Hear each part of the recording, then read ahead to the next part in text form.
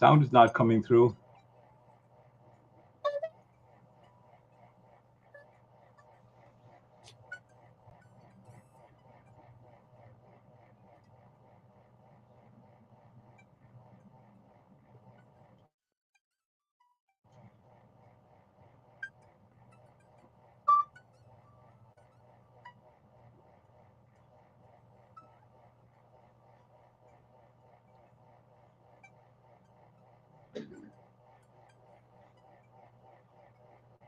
Wait a minute. We have no sound. What's going on Right. here? Right. Can you hear my voice? I can hear your voice perfectly. Can you hear mine? I do hear your voice perfectly, For but I some don't know reason, the why whistle you wasn't wouldn't hear coming through. the tin whistle. Isn't that strange? Wow, that is very strange. I'm sorry, folks, for a little interruption, but I'm going to check my tech here and see if something's strange happening, and then we'll get started. Huh. That should be on. So you could hear the voice, but not the flute. That's so strange. That is so strange. It's like they cut out the high registers, maybe. Perhaps, yes. Huh. Yes. Let's try it again. Could you hear that? The first sound, the first note, if that's all you did, yes. One note came through clearly. Try it again. Oh, wait a minute. Somebody gave me an idea here. Maybe it takes out background sounds. Yeah, I know what it does. It has this, okay.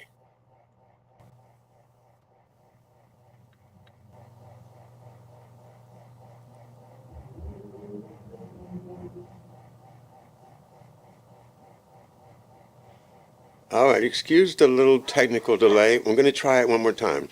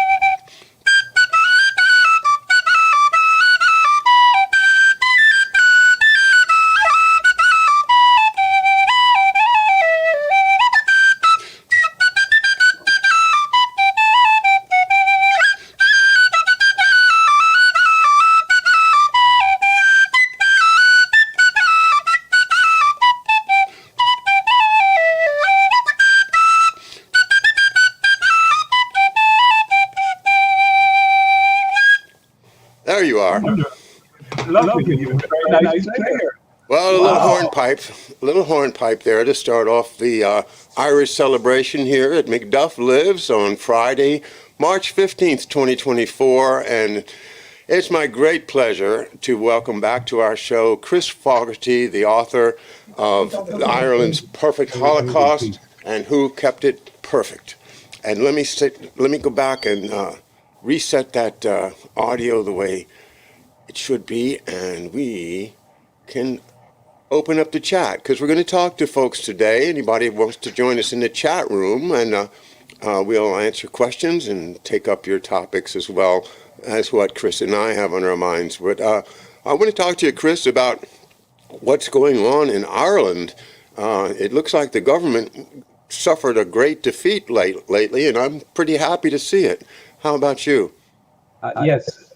For decades, we've seen that the Irish government stands alongside the British government, and in more recent years, along with the international deep state in opposing everything that's good for the Irish people.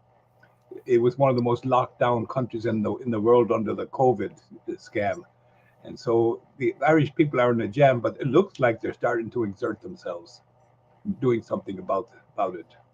Indeed, yes.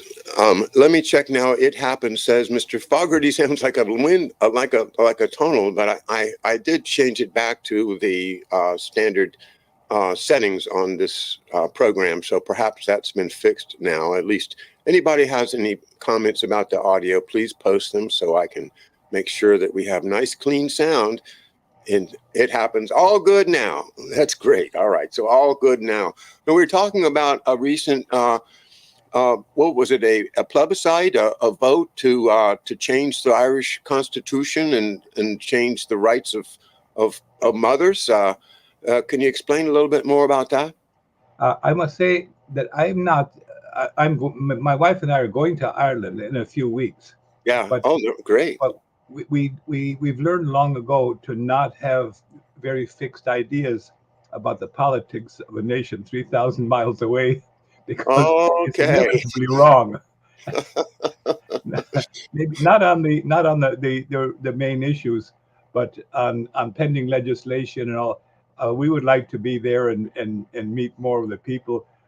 For years, we had been main supporters of the effort for sovereignty in the occupied six counties, Yeah. and ultimately a few key people within the IRA, bribed by MI5, agreed to surrender the contested six counties to Britain, and that has happened. The Good Friday Agreement defeated the IRA, and it delivered the six counties to Britain. What had been a crime, the occupation had been a crime, but the Good Friday Agreement, that was essentially run by the mainstream news media, has again surrendered the six counties. So it's all over for a while. However, it's important to mention in this regard, as to when the IRA were defeated, is that there was an MI5 FBI team in Ireland for the previous 5 years or 4 years at least.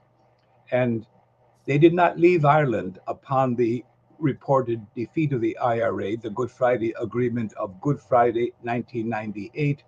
They stayed in Ireland until they knew they had defeated the IRA, and they managed that by the Omagh atrocity of August 15th of the same year, 1998, that did defeat the IRA, and the MI5 FBI team left Ireland that evening.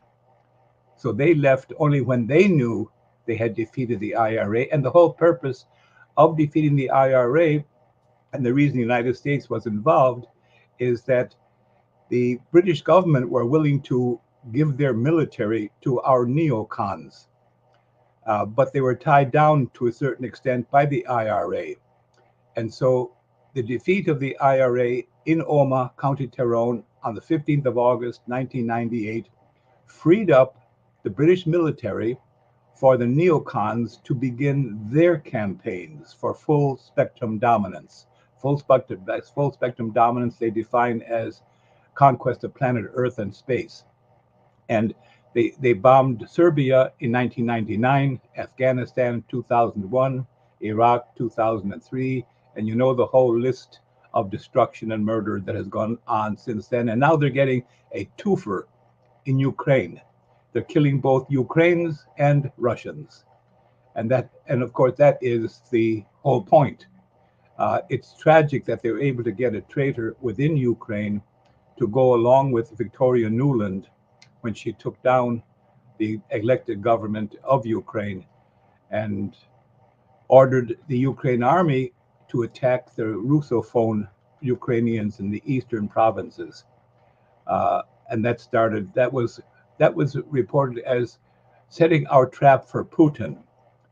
And 14,000 people went through horrible deaths under the guns of the Victoria Nuland's army, and until Putin finally acted 2 years ago, and that was called Putin falling into our trap. So to get Russians and Ukrainians killing each other is a long-range plan of the neocons, and the neocons are largely American and British. It's tragic, but however, the subject today, I suppose, really ought to be the ongoing genocide, which was prefigured by the Holocaust of Ireland in 1845 to 1850. Uh, there was no one that the Irish could appeal to. The military in Ireland were British. The the justice system was the landlords of Ireland, all English, and the police were directed by London. So there was no, and the church was very weak. Sorry to say, I wish it were otherwise. The church proved to be very, very weak, sympathetic in words, but in their deeds, they supported power. And the power was from London at that time.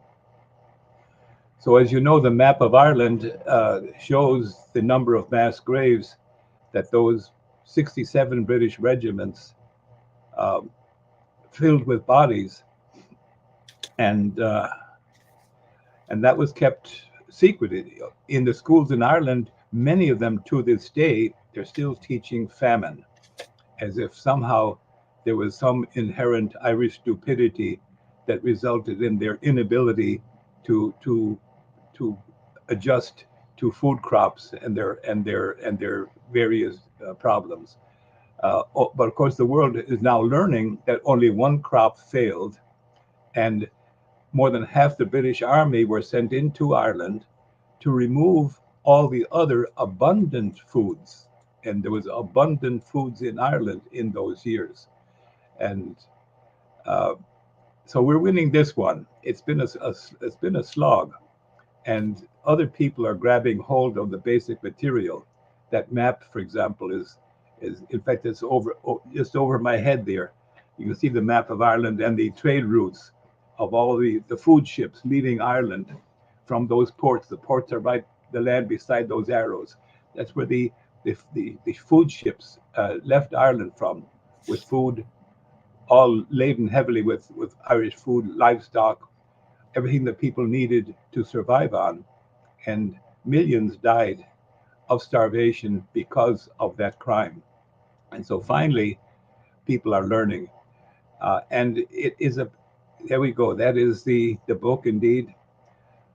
At the And this is the book that you were kind enough to give me, and gave me an extra copy. And inside the extra copy, you wrote, "Share with, please lend, especially to educators." And so I've tried to share this book as much as I can with people, and it's amazing that, very seldom do you see a publisher go to the trouble to do a beautiful, a 4 or 5 color fold out map like this. But this is the map that Chris is talking about, and it comes free along with the book. And I suppose we can get the book on Amazon still. Is that right, Chris? Yes, yes, I'm Okay. mailing out every day from Amazon sales. And it's called The Perfect Ireland 1845 to 50, The Perfect Holocaust, and Who Kept It Perfect. And you summarized it very, very, very well there. And that was 3 years ago that you and I got to know each other. And I've been my pleasure to have you on the show on St. Paddy's Day. Now this is the third year of it. And I really almost didn't do it this year because St. Paddy's is on a weekend, But Yes. then yesterday I said, I've got to talk to Chris. I got to see if he'll talk. So you were kind enough to make some time this morning to spend a little time with me in the chat room. Now, I on these Friday mornings always have an open chat. So folks in the chat room, if you'd like to share a question or any comments about this, again, we started off with Dr. Crispy Rothschild, who says, "Konasata tu," which, Chris, what does that mean in Irish? How are you? But that's in Munster Irish. In Oh, in well, I'm from in Connacht Munster. Irish is Cehilwiltu. Okay, Cehi Wiltu. And so Crispy Rothschild must be a Munster man. And Who's see, Crispy Rothschild? yeah, uh, yeah, well, it could be. Brightmore Dinosaur says, "If Russian advance on Odessa, Macron is threatening to send 1,000 troops to Ukraine." Do you want to talk about that, or should we pass that one by, Chris? Are you following the Ukraine as closely as some people are? I guess quite a bit. Is one of the great threats to our very existences.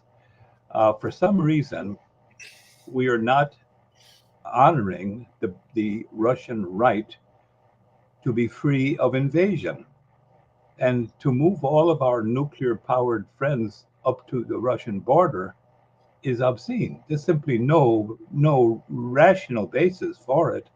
And of course, what got Putin to go in to rescue the lives of the Russophone Ukrainians, he was absolutely justified. Someone had to stand up and save those people from genocide.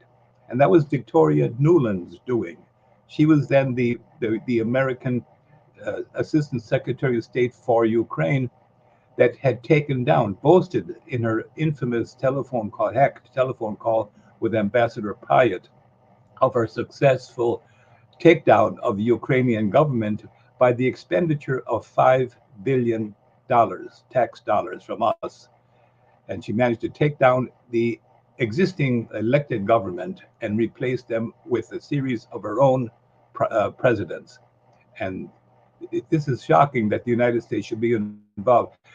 By the way, Victoria's husband is one of the signatories of the Project for a New American Century, a key component of which is full spectrum dominance, the conquest of planet Earth and space.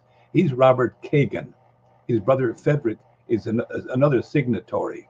And we know the other names, Richard Pearl and Wolfowitz. It's really tragic that these people were allowed to take over our American government foreign policy. It's tragic beyond words. And the deaths have not ended yet. They're now, in fact, they're multiplying as we speak.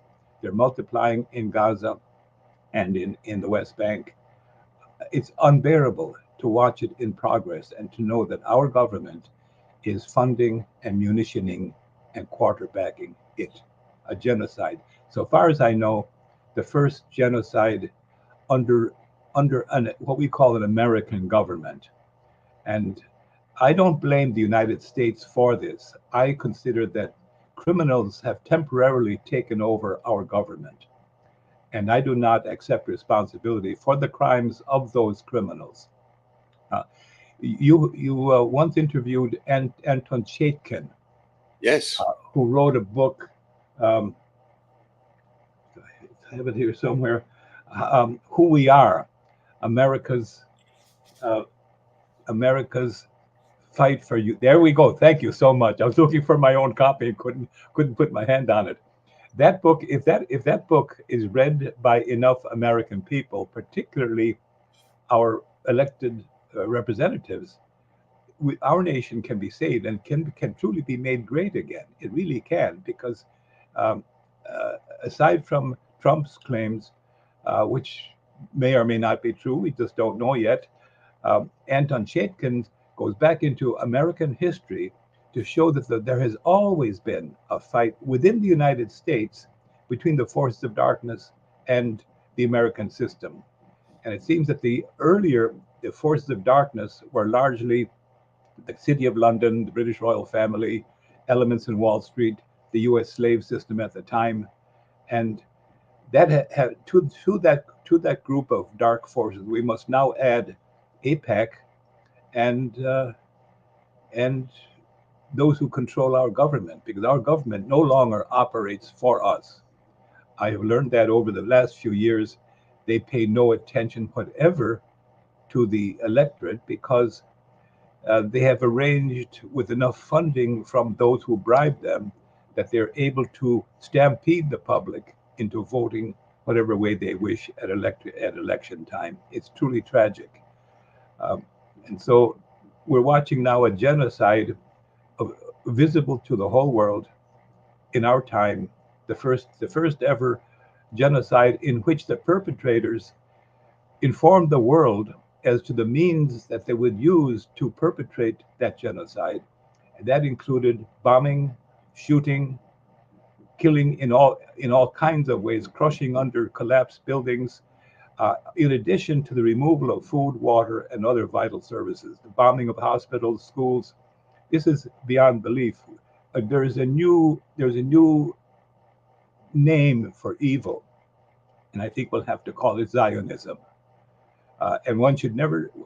I hear too many people talking about the Jews, and in my opinion, uh, it's a terrible mistake, because there are far too many Jewish people who are absolutely opposed to this genocide.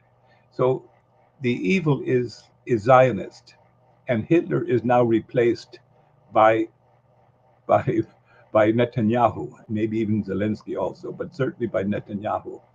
And our government is bribed into obedience. It is tragic beyond words. If you, I must get a copy of the Washington Report on Middle Eastern Affairs. Are you familiar with it by any chance? I'm It not. well, it 3 or 4 times a year, that publication gives a list of all of the U.S. senators and congressmen in the country and shows how much money they have received from different sources. And it seems that the APAC is not bribing all of them. It has bribed enough of them to intimidate the rest. And so we now know there's Rand Paul, his son, and what, 2 or 3 others in the whole country that are speaking up for America. Do you know? If please let me know of any politician who's representing the people of the United States instead of the Zionists. I would suggest Marjorie Taylor Greene is one. Matt Thank Gaetz you. is also another one to look into if you're not familiar. I'm not wholeheartedly endorsing these folks. I'm just, giving you some names that That's where you we can are. go into beyond Dr. Paul and his son. And I think, so much of what you're saying.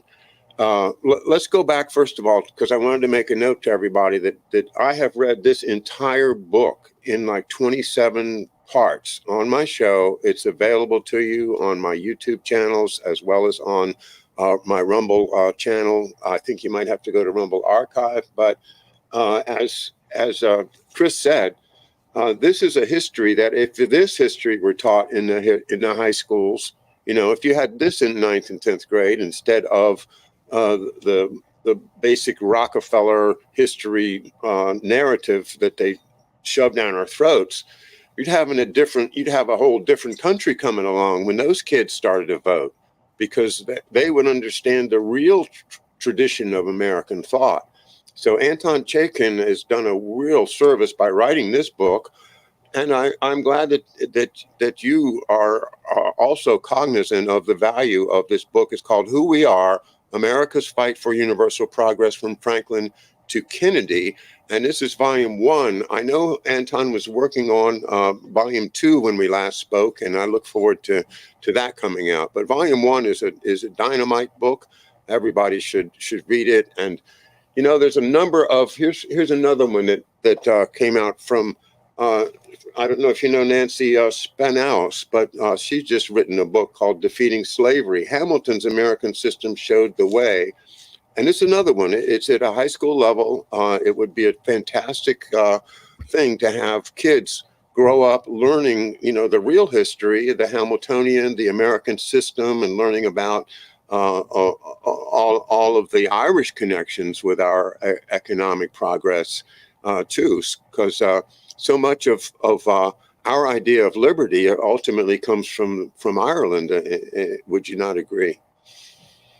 They have the example of the effort to free themselves, but for centuries it was a failed effort because Yes. all of the elements of power were controlled by their enemies. It's tragic beyond words, and that includes Rome. Rome was received of plenty of information about what was going on, and it always sided with the British government. In fact, here in the States, after some 30 years ago, some 11% of Northern Ireland's working population were working for American corporations. That's 11%. 25 American corporations were there, and they employed 11% of the working population. When the Irish started demanding, the occupied Irish started demanding the right to vote in their own country. They had not been. You'd have to be a property owner, and the Irish had been robbed of their property centuries before. So the Irish had no vote, and they started rallying to get the vote, to be allowed to vote, and they were clubbed into the ground from 1968 until 1973. In 1973, they were allowed to vote, and the British government called upon all the employers to not hire the Irish Catholics, to drive them out of the country and therefore off the voter registration rolls. So we hear in the so four people in occupied Ireland, two Presbyterians and two Catholics, wrote what they called the McBride Principles for Fair Employment in Northern Ireland, based upon the Sullivan Principles for South Africa, which had helped to free South Africa from its apartheid system. So we went to work, and we got Illinois. We got it the fourth U.S. state to enact the laws that would require American corporations to not participate in the British government's demand that they not hire Irish Catholics. And I think that those corporate heads appreciated this new legislation because they could tell their bosses in London, "We'd love to go along with you bigots, but there's a law back in the States which prohibits us." And so we have to maintain American standards of fairness in our employment. And so uh, at the various state hearings across the country, the Irish Consul General would be standing alongside the British Consul General, arguing against enactment. And that was acting against Irish America in its entirety, against the well-being of the Irish in Northern Ireland, and against the wishes of the general Irish population. So that was the Irish government working for a foreign, a vicious foreign effort to keep the Irish out of employment, to stop their livelihoods. It's shocking stuff. Anyways, we defeated them and eventually made it a city law in the Chicago City Council. And then later, all of Irish America got together and it was enacted into federal law. And so that one worked. But then, as you know, as I mentioned to you once before, that resulted in all kinds of crimes against us by the FBI. By the same FBI people who went over to Ireland and remained there for some years until they left upon mission completed, the defeat of the IRA in Omagh, County Tyrone, on the 15th of August, 1998. And the wars began in earnest the following year, starting with Serbia. It's tragic what has happened. And America, Anton Chaikin shows the way. We simply have to get decent politicians, American federal politicians, to start upholding the U.S. Constitution and seeking the betterment, the well-being of the American people, instead of being hitmen for this hidden government, hidden international government. What's your take on that, John? I'm just thinking of you in Chicago, and you've been in Chicago for many years. So you've seen a lot of Chicago politics happening. I think of Rahm Emanuel and his term as the mayor of Chicago, and how they advanced the neocon agenda, and that Chicago has contributed a lot to a lot of dark and underhanded things. I've been over the years studying the Vatican Bank and the disasters that happened with Propaganda Due and Roberto Calvi. I don't know if you have that fresh in your mind or not, but yes. What was I going to say? Those tragedies happened when a man named Marcinkus, a bishop and promoted to cardinal of Chicago, who comes from Cicero, Illinois, correct, the home of Al Capone. Yes.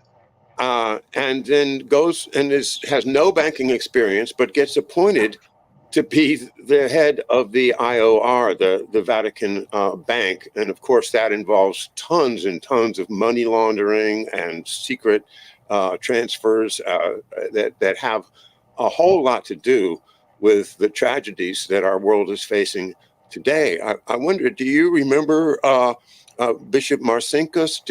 And do you have any comments on the connection between Chicago and the deep state generally, Rahm Emanuel, etc.? Yes, we saw all that. In fact, upon Rahm Emanuel coming to the office of mayor in the city of Chicago, a wonderful deputy chief of police, Jim Keating, who repeatedly saved us. He stopped us a series of Chicago police crimes against us. We would hoist our anti-war placards, and they treated us like criminals and would arrest us and never show up in court, by the way, for the hearing. And so Jim Keating was made the deputy chief of police in the city of Chicago, and he ended that continuing crime spree against the few of us who were anti-war in the city of Chicago. But when Rahm Emanuel came to office, he fired Jim Keating. So that speaks for itself. He was one more disaster. One of the main things of that time, and is all kind of hazy now, was the death by hanging of that man underneath Blackfriar Bridge in London, right in the heart of London City. Hung him That upside was never, down. pardon me? Upside down. He was hung by his heels. Yes, strange, and never, and just like so many crimes in Ireland by the British government, none, that crime was never investigated.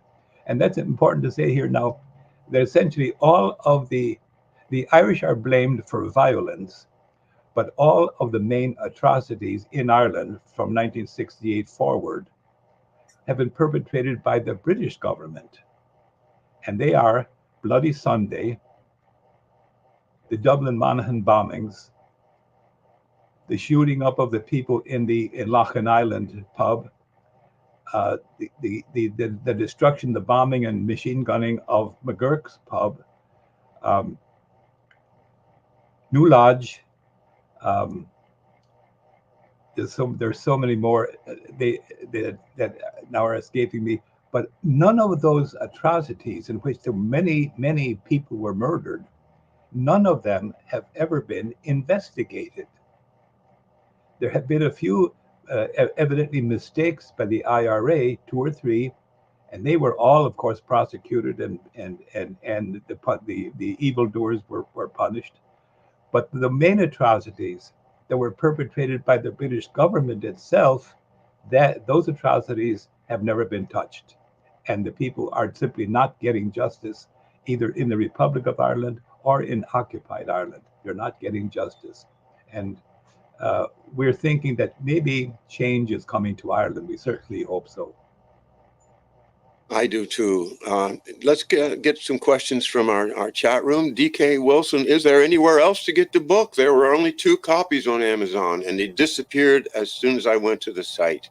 Do you have another way of obtaining the book, or perhaps Amazon needs a kick in the pants? How can we help DK Wilson? Well, if he contacts me, if we can get, is my number showing there anywhere? Telephone number? It is, yeah. Yeah. Okay, well, you can ring me at that. Don't ring me now, obviously. You can ring me anytime after this is over. Yeah, write the number down and give me a call, and I'll put a book in the mail to you. It's very expensive, by the way, to mail to Canada and to Ireland, and I'm doing that now, and I do so very reluctantly because the postage is more than the price of the book. Right. And the 4th edition was sold out already a couple of years ago in Ireland. Rapidly, it sold out in a couple of weeks, and so there are no new ones available in Ireland. But I'll find some other entity in Ireland to whom to donate the Irish printing, as I've done in the past. All 4 Irish printings were donated to groups who are doing quite a bit of good. But I'm looking for someone who will actually do something about a mass grave, put a monument over a neglected mass grave, or even clean one up, or show some respect for the murdered millions. They were first murdered, and they have been smeared in death ever since. It's truly a tragedy. It speaks very poorly for the Irish people, but all I can say is that they simply don't know. They have been misled, including by their schools. We were all taught famine in schools, and that was a lie. And it continues today in DePaul University in Chicago. And we're hoping that genocide is no longer catered to by the establishment. We think that this one in Gaza could not go on if other previous ones had not been approved of and concealed by the international establishment. So we're looking for the truth to take over. And with Anton Chaikin's book regarding American policy, we think that that is on its way. We think that I'm pretty sure that readers of that book will do exactly what some of the leading lights of our U.S. government did in opposition to the forces of evil. They fought the good fight. They didn't win all of them, but we know. But his book shows who they were, what the issues were, and who won that particular issue. And it's a perfect blueprint for today how to know what we're doing right from wrong and get on the right side of things, the American side of things, not the deep state side of things or the British royalty side of things or the City of London or elements in Wall Street. We've got to uh, um, resurrect the American system. It was the envy of the world, and we had the respect of the world on balance. It wasn't the United States never completely defeated the forces of darkness, but we did. We were on balance the most admired nation on earth up until fairly recently. Now, Exactly. yes, we were. I'll quote Slow Boy Whiteboard here. There's no such thing as a decent American politician. I'm sorry, I have to agree at this point. But then the next point that Slow Boy makes is this: our government hasn't cared about the Constitution for at least 70 years. Well, I think that's exactly right. November 11th, 1963. November 11th, 1963. November 22nd of 1963, forgive me for saying 11th, November 22nd, when President Kennedy was assassinated. That was the last time that we had a government of by and for the people. Ever since then, in my opinion, I think we've had a fake government that has been populated with puppets and bought off people, blackmailed people, and the interest of the American people has been completely ignored. I've read some of them commenting as to how foolish the Americans are, or our people are, to expect things to happen the way they should happen in terms of our sense of who we are, who we are, as to quote the title of Tony Chaikin's book. We have that sense of who we are, but they are quashing it. They are turning us into people who are demoralized, people who do not believe in their government, people who do not honor the traditions of our ancestors, and people who can't understand how it's possible that we could actually regain what we've lost. But I believe we can regain it, and you believe we can regain it, and that does come from a tradition of people, perhaps, like my ancestors in the west of Ireland, in the west of County Clare. There was an ongoing tradition which became part of the Irish Revolution in 1916, 17, 18, of people. I think of the song "The West's Awake" and will man learn liberty from crashing rocks and lashing sea? Thomas Liberty. Davis died in Exactly. 1845. What a tragedy for Ireland he was that he died so young. And he's quite right. That song has two parts. The West's asleep, and then Right. the West's awake. And I must say, the West's awake is largely something that Thomas Davis was hoping for. It did come alive to a certain extent, but all of the four, there was no hope. Every generation for centuries, every generation of young, courageous men were murdered by the British forces. Right. It's hard to believe. In fact, you'd wonder if maybe courage has been wiped out genetically out of the Irish people with I'm every telling you, generation. that is a very, very chilling, but I think accurate thought, that they would like to do that. If people who grow up with that sense of freedom, that sense of, I am entitled to certain rights. I'm a Yes. human being. God made me, and you don't have the right to come and turn me into a serf or a slave, but yet somehow you become part of this monstrous system, this empire that does enslave everybody that they can grab a hold of, and if they can't enslave them, they just get rid of them. And this is what took over our government. And, some people say it happened in 1913 with the Federal Reserve, when they put that in, and that may be the watershed.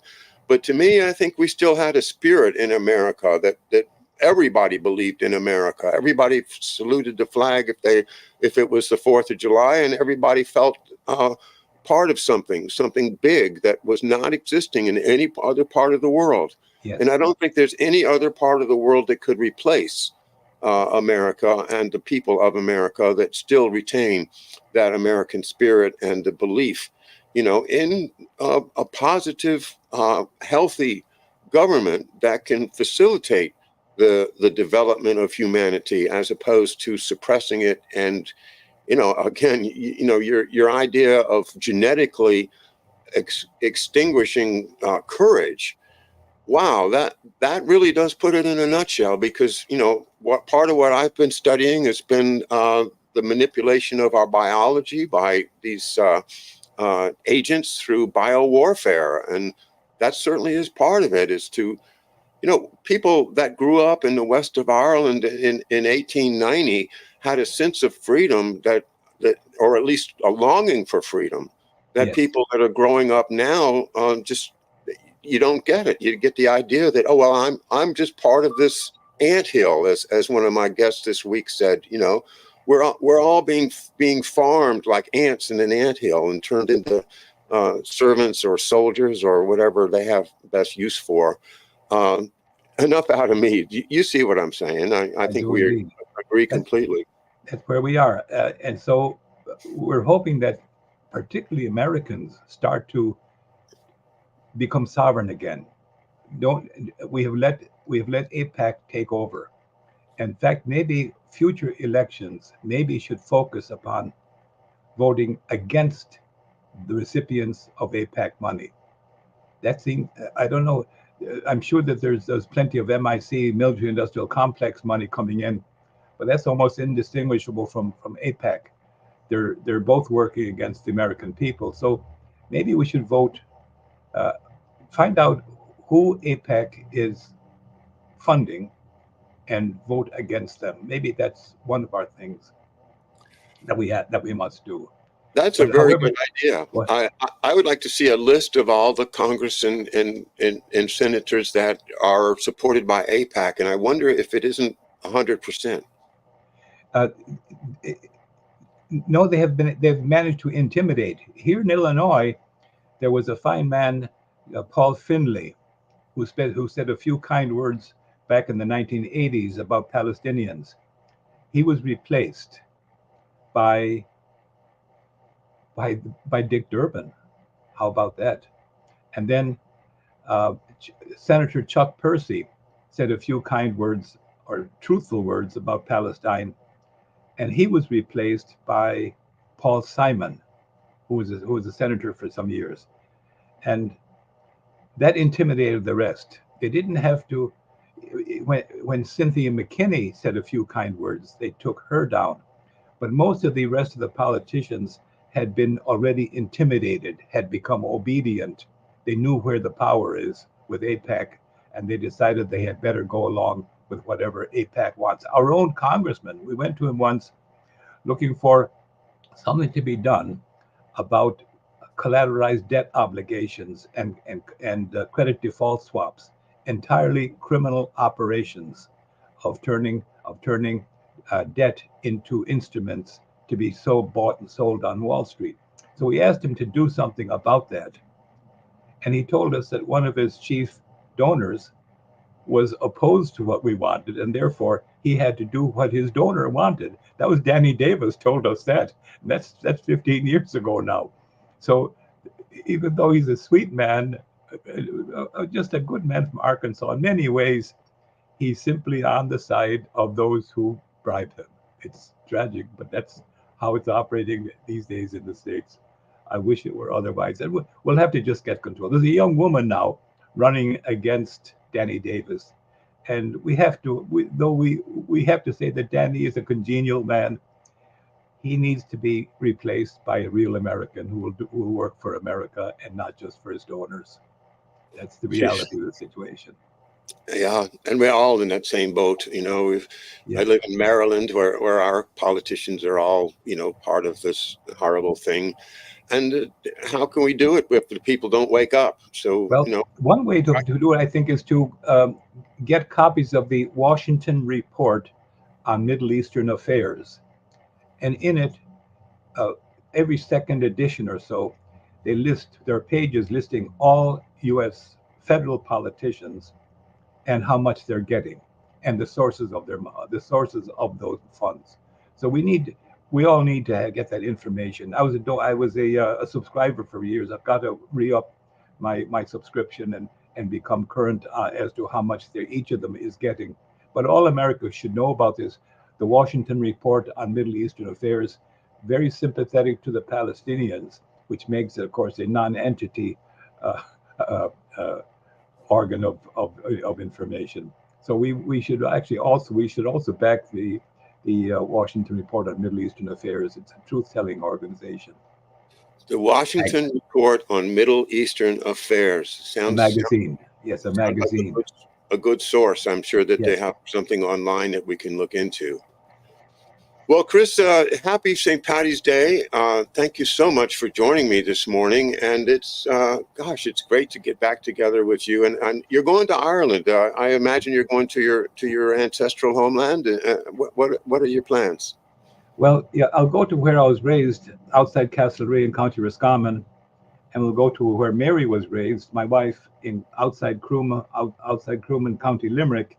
But we have an awful lot of friends there, and there are some wonderful, wonderful people in Ireland, truly the salt of the earth, and who have always been on the right side, the right side of all issues. Have Some of them have suffered a tremendous amount. One man lost three brothers to British military forces, and the old couple living next door to him were murdered by the same British forces because they thought that they were the parents of our friend. They killed the wrong couple in the house next door, thinking that they were this family, um, because they had already killed three of the sons. So that's the kind of thing that's gone on for my lifetime in Ireland, and I think it's about coming to an end. The shutdown for the so-called COVID scam seems to have awakened the people in a way that maybe they couldn't have been awakened otherwise. Things are I, changing. I'm really thrilled to see the results of the elections or the plebiscite recently, and with that, I'm going to say let's hope for the enlightenment, the relief from the oppression, the suppression of free speech, the attempts to quash our courage, and here's to the future. Here's to a more happy, Yes. positive, and free Ireland, America, and world. A part of that effort is that the all of the politicians, including the Sinn Féin party, that used to be the Republican Party, they're all coming to the White House to this year for St. Patrick's Day with their shamrocks. The Right. people are telling them, do not honor President Biden. Do not do that. Do not seem to side with genocide. Do not do that in the name of the Irish people. But nevertheless, all of the politicians, including Sinn Féin, are going to go there to pay their respect to genocidist Biden. Well, hopefully we can think of it as also a respect to the American tradition of liberty and freedom that Ireland and America have always shared, at least in our hearts. And I have seen the signs saying, and I agree, I would not go to the White House. I would not celebrate Joe Biden's presidency in any way, and certainly I agree with the sentiment. However, yes, we couldn't stop it. They're going to go, but on the other hand, people are seeing through it right and left. If there weren't if they weren't, there wouldn't be a campaign to stop the visits to the White House on St. Patty's Day. So That's exactly, yes. That's where our hope lies. Yes. Thank you so very, very much. And by the way, your blog here is, in my opinion, one of the great forces for American liberation. We're hoping that you will continue for many years doing exactly what you're doing.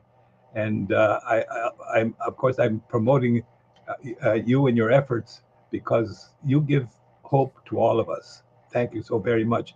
And do have Anton Shitkin back on as soon as you can.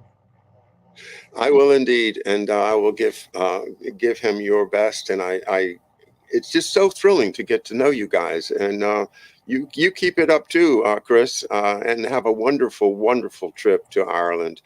Thank you. All right, thanks everybody. Happy St. Patty's Day.